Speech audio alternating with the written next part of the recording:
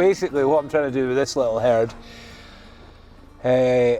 is build it up to sort of, I would like to include the public a bit more in what we do and bring them out and be able to sort of, so not like going to an agriculture, but that's why, like, some people question, why have you got 4 or 5 different breeds in one field here?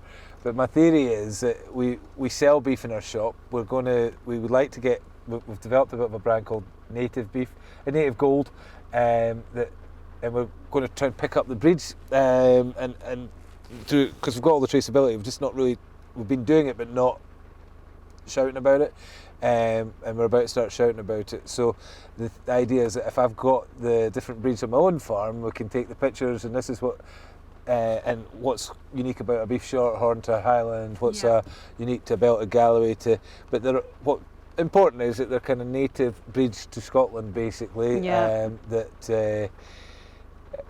But so people can actually see that, because like folk don't really, I wouldn't have thought, know too much about breeds. They don't. Beef. So trying to explain that, the Highlands, they're going to see that a little bit differently.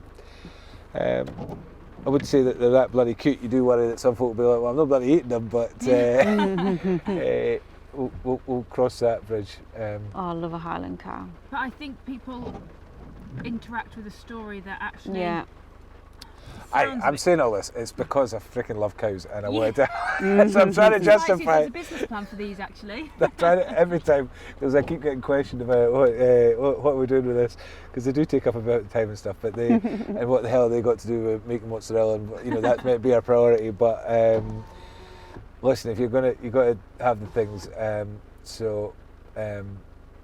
you enjoy as well, and not that I don't enjoy the mozz and all that, but it was kind of, it's nice. Where you started. It's where I started, and I want to kind of build that up a wee bit, and we may end up picking one breed and growing that a bit more, but I think at the moment it's just about if we're going to be doing farm tours and bringing people up onto the farm, like being able to show them different breeds, and just doing what we're doing just now. Obviously the buffalo's quite unique, but like if you're bringing folk, you want to be able to have various conversations over that tour and make it that they're not just seeing one thing. And you talked about, like, there's a lot of folk, Highland cow, it's on the bucket list to go and get a photo and a selfie with, and so having them, it seems to be the in thing with Tom Pemberton's got his cows as well. Yeah. So it is the in thing. I remember when I did a tour of Scotland in my car, and I hadn't seen a Highland cow, and I saw one and I was so excited.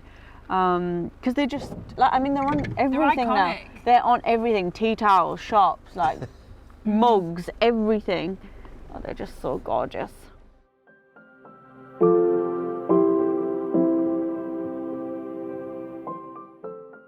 That's amazing. Well, these are the people that kind of allowed this all to happen, because we got a no from the bank, and I got let down by an investor.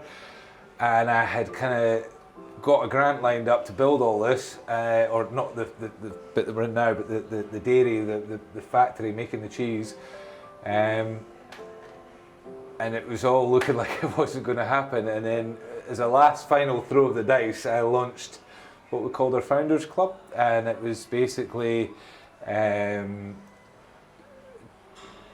targeted at our customers to say, look, if you put money in, instead of taking, as an investment, instead of taking a return in cash, we'll give you produce.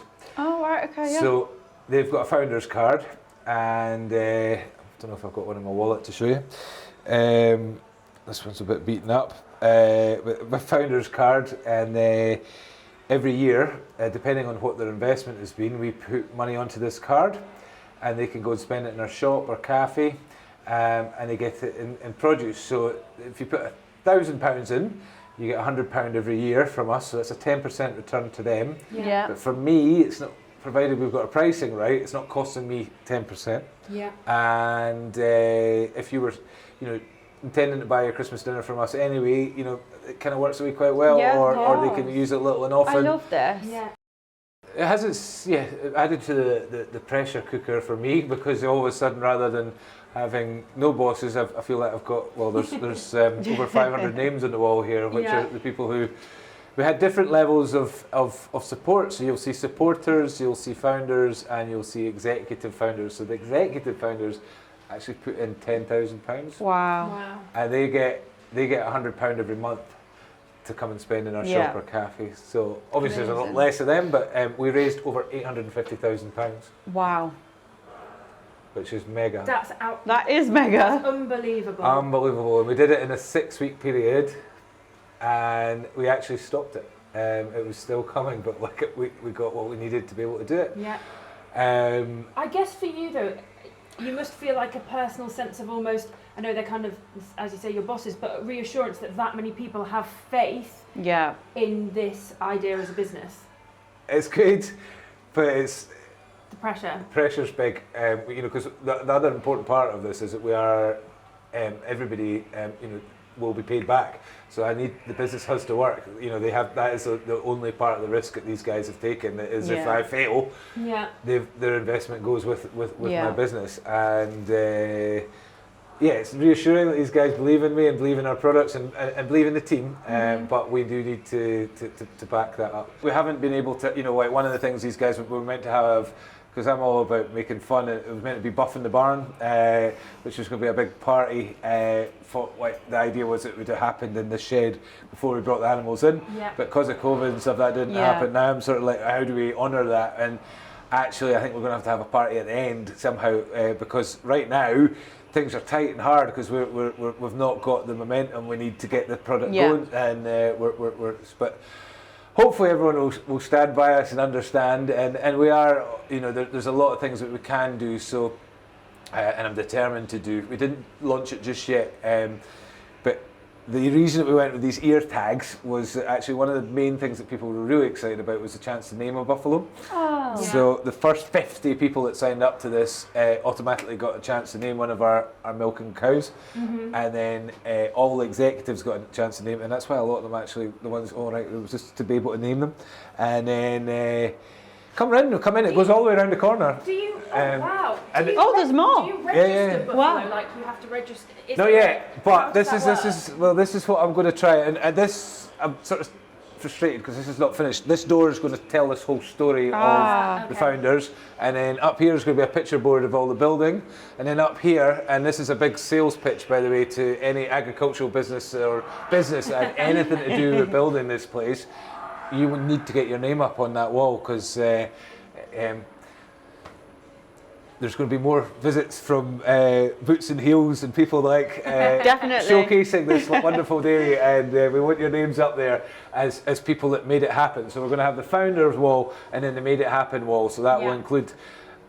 I'll give them a wee shout out. People like Dairy Flow and Robinsons and the companies and Penmans and my accountant, all these different guys that have supported and to come up with the terms and conditions for the Yeah. Founders Club. There was Yeah. my lawyers. There was a lot of people that we had to kind of. So I'm hoping they're going to just dig a little bit and put so that we can kind of get this kind of finished off. But it's really, really, really cool. It is. And almost every time I come in here, I spot another name because it got so fast that I didn't actually realise just who had.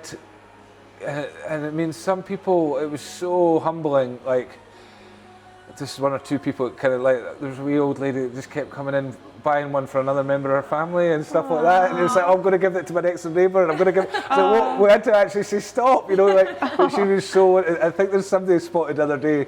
It's something that my dog or the golden retriever. Oh, I think I saw that. Where is it? It'll be under. Gus the golden retriever. Gus the golden retriever. Is the dog coming in to do his shot? I think that's an absolutely amazing. So these are the founders of the foundation. They're here and they're on the wall. And What a concept as well. Like it just genuinely must fill you so- with such pride to just know you've got Also, that. it's crowdfunding but personal, isn't it? You're 100%. These people are real people, which is Behind the business. Yeah. They are, and in a time it is really humbling, and I'll always know when we started it because it literally. My wife reminds me quite regularly. I kicked this off the day after my son was born, which she thinks is hilarious. But it was just all about getting the timing right, and you know, we didn't have an indefinite amount of time.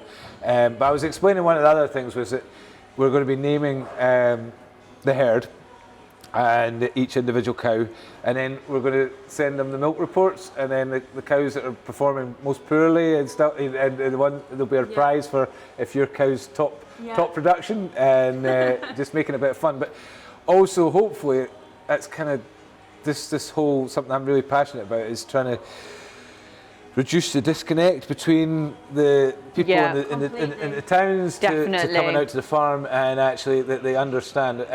Although it was quite clear how bad that disconnect is, and when we actually said you get to name a cow, how many bloody boys' names got put on the list? It's like, she's not going to be producing milk. My dairyman Adam, who is down at the other farm just now, like, he's finding it really difficult to call a female Bob. Or so we've got quite. I think we're really modern with the gender-neutral buffaloes that we've got, but we're going with it and we're rolling with it. And actually, what's developed since I even had the idea is it kind of what you touched on it about. Is there a breed register? There's not, but I'm hoping that in some way this will be actually the start. So there'll be family names, just like you get in Pedigree World. Yeah. And we'll just, you know, so every. There's been some weird, wonderful names that we're going to be using. The reason I keep saying going to be, we wanted to make sure there's been a big education this year because we've brought animals in from different farms. We've tried to upgrade some of our own beef animal heifers that we've been kind of always selectively breeding for milkier, but some are just not going to be good enough, and some are. And so the target is to have a herd of 140 and milking 100 every day. So, you know, that's the sort of the model that we're trying to work towards. But at the moment, we've probably got about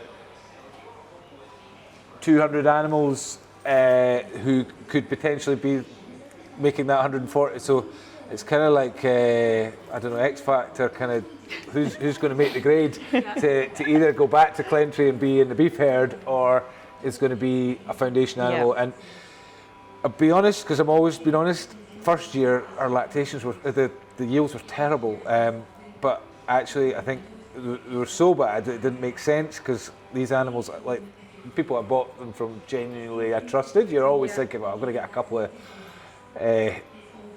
maybe less well bred, you know, but over, you know, so it's like, why is this not quite? And then there's too many of these not working. And the truth was, we just didn't give them enough time to kind of get acclimatised to this new place and new people, and it was all a bit rushed. Yeah. Fortunately, these animals, we're at the stage now that some of the very first ones that calved are now calving for a second lactation, and their yields are much better. So we're a wee bit more. So it was just before we kind of committed on that, but explaining that to the general public and these guys is a little bit like, oh God, he's just taking all our money, and what happened to that student? So I'm feeling a really underachieving a little bit on the founders, but hopefully we can catch that up and make it up in bundles. So it's been great to actually have the opportunity to explain that to folks. No, I think it's really, really I'll still not interesting. introduce you to Buffalo.